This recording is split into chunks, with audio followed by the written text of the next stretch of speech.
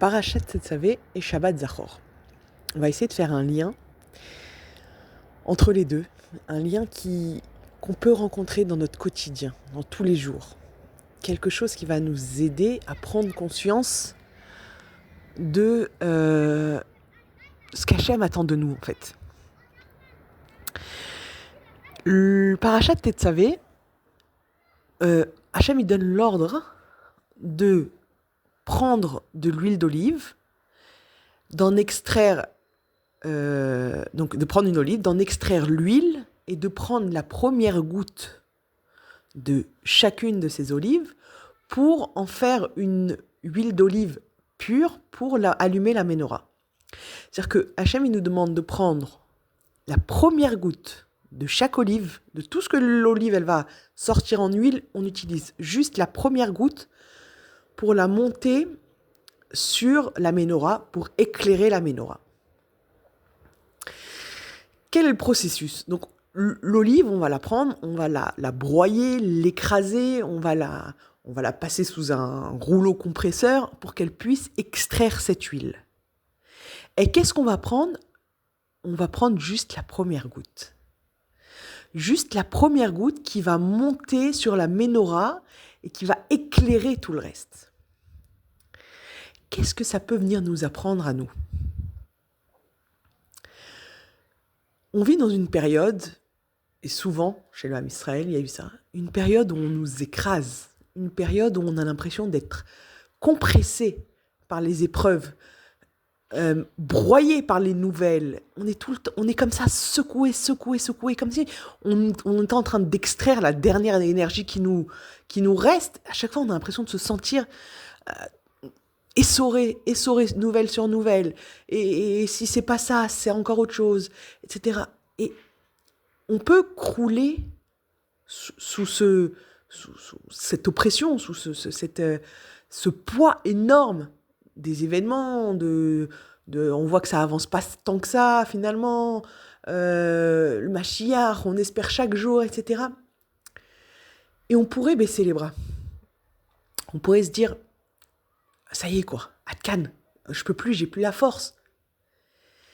Et à un moment donné, on remet un effort, on remet une décision, on remet une action pour essayer d'en s'en sortir, pour évoluer. Et on repousse, on regrandit, on refleurit. Mais c'est quoi qui va faire tout ça ? C'est la décision, la première chose que l'on va mettre en place qui va donner une suite positive, qui va donner de la lumière, qui va amener de la lumière. Mais le plus difficile, c'est de prendre cette première huile d'olive. C'est-à-dire que la première qui sort, ça a été la première. Combien on a essoré, appuyé, tourné, on l'a fait dans tous les sens cette olive pour qu'elle sorte enfin cette huile d'olive. Et le premier qu'on prend, c'est la première goutte. C'est le premier effort, c'est le résultat de toute cette extraction. C'est juste la première goutte, on la prend. Celle-là, c'est la plus puissante. Celle-là, c'est la plus pure. Celle-là, c'est la plus forte. C'est celle-là qui aura la force de monter sur la menorah et d'éclairer le Beth Amikdash. C'est celle-là, comme pour nous. Cet effort qu'on va faire, que des fois, chaque jour, on se dit « Non, ça y est, j'ai plus la force. Non, je peux plus. Non. » Cette chose que l'on va prendre sur nous pour finalement passer d'un monde à un autre, d'un monde de « j'ai plus la force » et d'un monde d'espoir pour repartir, pour réessayer, pour retenter. Cette décision qu'on va prendre, cette action qu'on va poser, cette pensée qu'on va avoir de « Allez, je veux penser aujourd'hui positivement sur quelque chose. Non, je veux arrêter de ressasser le noir, je veux essayer d'orienter vers la lumière. » Ce petit effort qui est énorme en soi, parce que toujours le début, c'est le plus difficile. Kol tralot kashot, c'est écrit. Toujours ce passage de rien à je pose quelque chose de petit, une petite action, une petite chose, c'est ça qui nous demande le plus d'efforts. Et bien Hachem, il vient et il nous prouve qu'effectivement, c'est ça qui demande le plus d'efforts et c'est ça qui va éclairer tout le reste. C'est ce premier pas que tu vas faire, ce premier jet, cette première pensée qui est très dure, que tu vas aller sortir du fond de toi. Celle-là, elle est bonne, elle est pure, elle est prête à être montée en lumière. Celle-là, elle va éclairer le reste de tes décisions, le reste de ta journée, le reste de ta semaine, peu importe, le reste de ce que tu as besoin d'évoluer. C'est ce pas-là. Il vient tellement de quelque chose de dur, de quelque chose de profond, que tu dis, ça y est, j'ai plus d'espoir, j'ai plus rien, j'ai plus la force. Là, paf, il y a une idée qui jaillit. Il y a une façon de penser qui change. Il y a une décision de ma part de vouloir transformer cette olive. D'ailleurs, l'olive est comparée au Ham Israël dans la Torah. Donc, ce passage, ce mini changement que tu vas mettre, elle va éclairer le reste. Cette première impulsion qui va éclairer le reste. C'est ce choix, cette décision de vouloir autrement.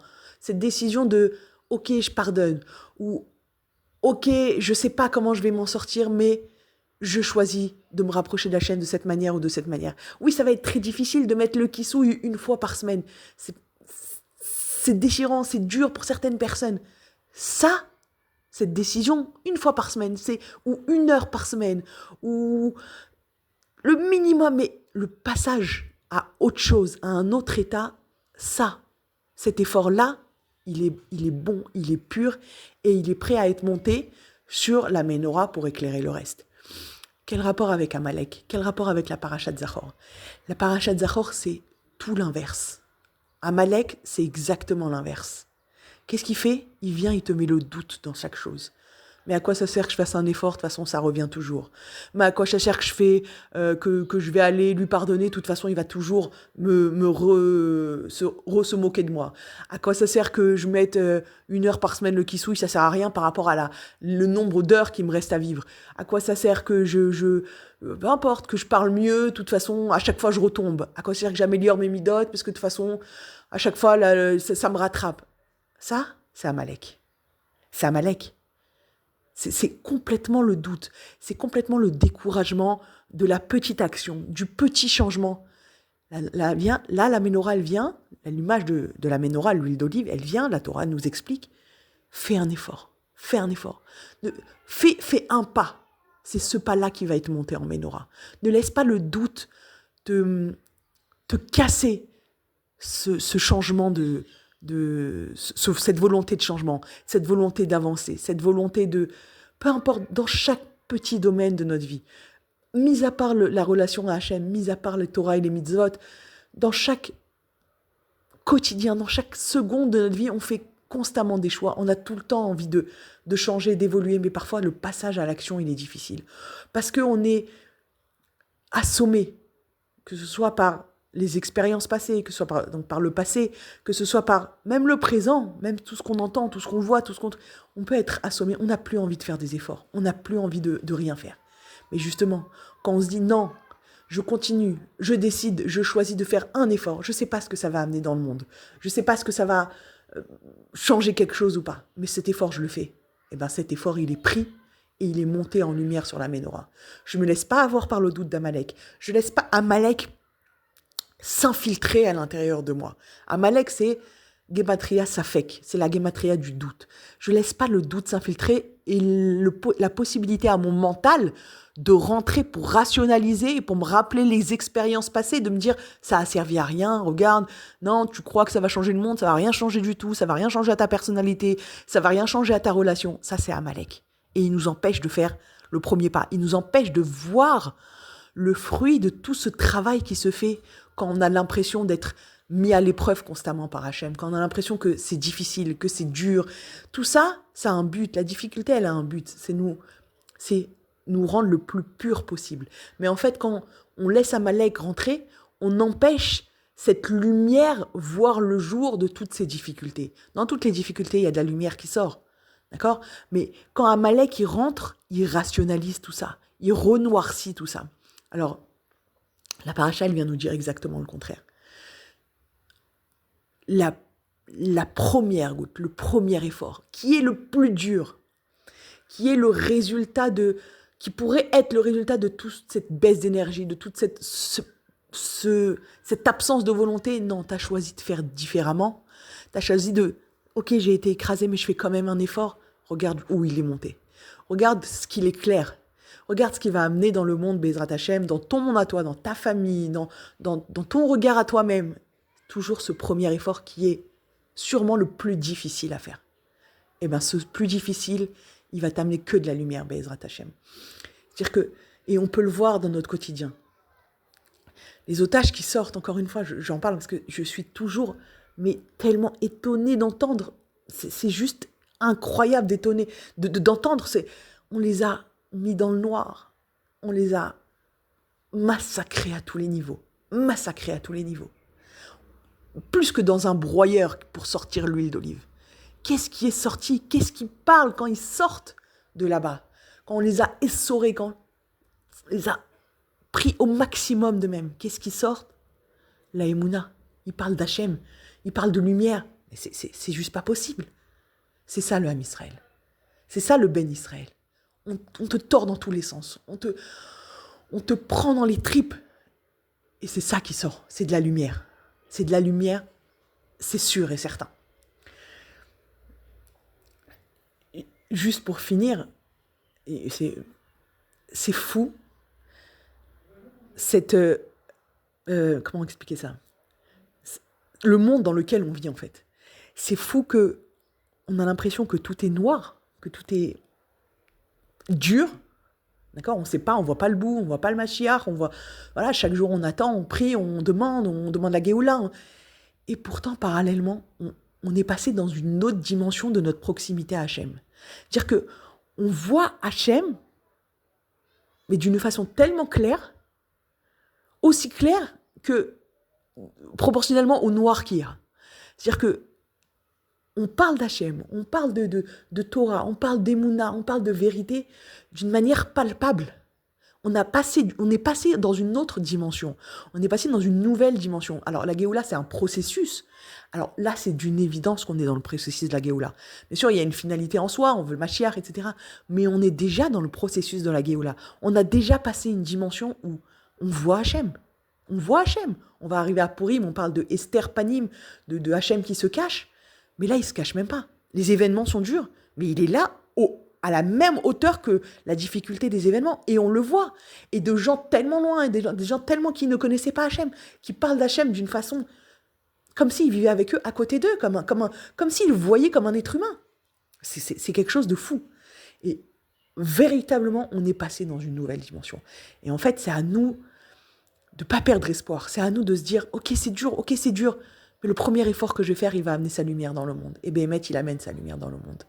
Alors, Bezrat Hachem, qu'on arrive à effacer Amalek, mais pas juste Amalek, le Hamas, etc. Pas juste le Hamas ou la violence physique, etc. Non, qu'on arrive à effacer Amalek dans le monde, le doute qu'il met dans le monde, ce mental qui fait qu'il nous empêche d'avancer, qui nous décourage, mais non, de toute façon, ça va être toujours la même chose, ça va jamais changer, etc. Toutes ces phrases que l'on se répète, pourquoi je vais me lever, pourquoi je vais aller à faire un effort, pourquoi je vais aller vers l'autre, tout ça, c'est Amalek. Il nous empêche d'aller extraire le plus pur qu'il y a à l'intérieur de nous, c'est-à-dire un effort pour Hachem. Hachem, il ne nous récompense pas pour le résultat. Hachem, il nous récompense pour l'effort qu'on fait pour aller vers lui. C'est ça qu'Hachem récompense. C'est pas pour rien que le premier effort, il est difficile. Et c'est pas pour rien qu'il y a écrit « Bederer chez Adam rotseliler molichinoto ». Dans le chemin où l'homme il veut aller, Hachem, il l'accompagne. Pourquoi? Parce que l'effort que tu as montré pour aller vers lui, l'effort que tu fais qui te coûte tellement, Hachem, il te prend et il t'amène vers le reste. Il te facilite. Mais montre-lui vers quel chemin tu veux prendre. Et lui, il vient et il t'accompagne. Bezrat Hachem, qu'on arrive à lui montrer à Hachem, on a choisi son chemin évidemment, mais à tout ce qui nous entoure, à tout notre quotidien. J'ai un but, j'ai un objectif, je choisis chaque fois autant que je peux de poser un effort, de mettre une action, pas de me laisser avoir par Amalek, par le doute qui me détruit et qui m'empêche d'avancer. Non, au contraire, je veux avancer Hachem, on va aller vers toi, on veut améliorer les relations, on veut grandir. Alors, Bezrat Hachem, qu'on ait cette force et que toutes les lumières de chacun puisse amener Bezrat Hachem la lumière du Mashiach. Je vous embrasse, Shabbat Shalom.